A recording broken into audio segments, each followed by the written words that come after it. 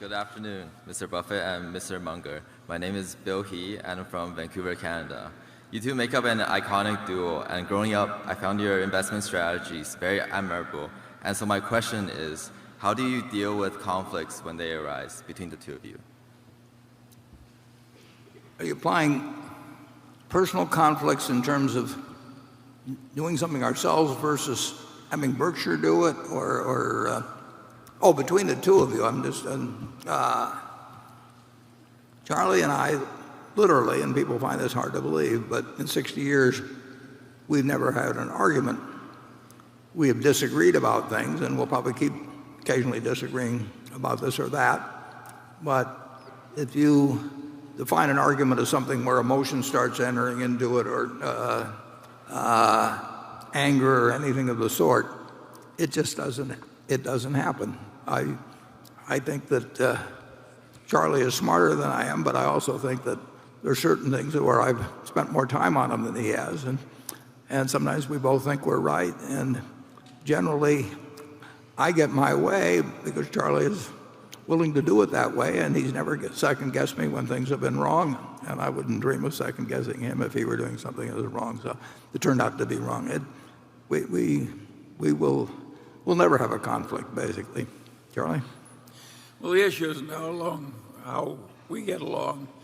The issue is how is it going to work when we're gone, and the answer is fine. It's going to work fine.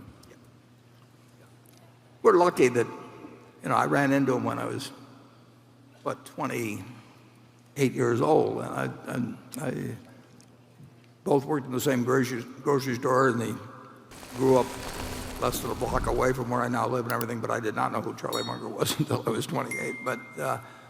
But clearly we're in sync in how we see the world, and we're in sync on business decisions, basically. Charlie would do fewer things than I would, but that's because I'm spending my time on this while he's designing dormitories or something. And we both keep busy in our own ways, and we have a lot of fun dividing the labor like we do. But you really want to work.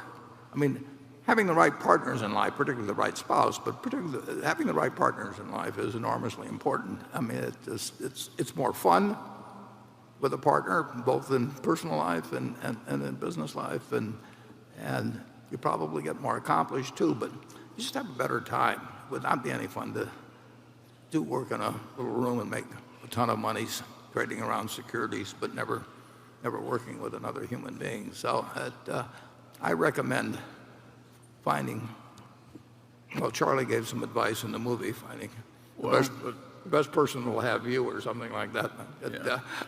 Sort of a limited objective. But it's not hard to be happy if you're a collector and don't run out of money. Collecting is intrinsically fun. Just think, how many people who you know in your whole life who were collectors who didn't run out of money, who weren't happy collecting? That's what we've been collecting all our lives. It's a very interesting thing. There's always a new rock to be turned over, and it's interesting. Yeah, in a certain way, we've collected friends that make our lives better and that we have a good time with, and it's very important, who you select as your heroes or your friends. And I've been lucky in this. I mean, it was only because of a doctor named Eddie Davis and his wife that Charlie and I even met. But if you keep doing enough things, some will work out. Very lucky, and the best ones are ones that involve lifelong involvement with other people.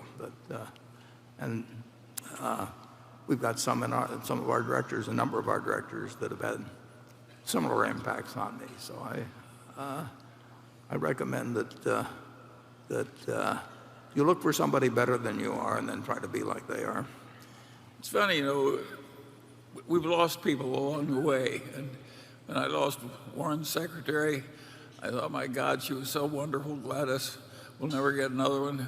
Becky is better. And then we had Vern McKenzie, who was a wonderful chief financial officer. He's gone, and the current incumbent is better. We've been very lucky. and maybe the shareholders will be lucky a few more times.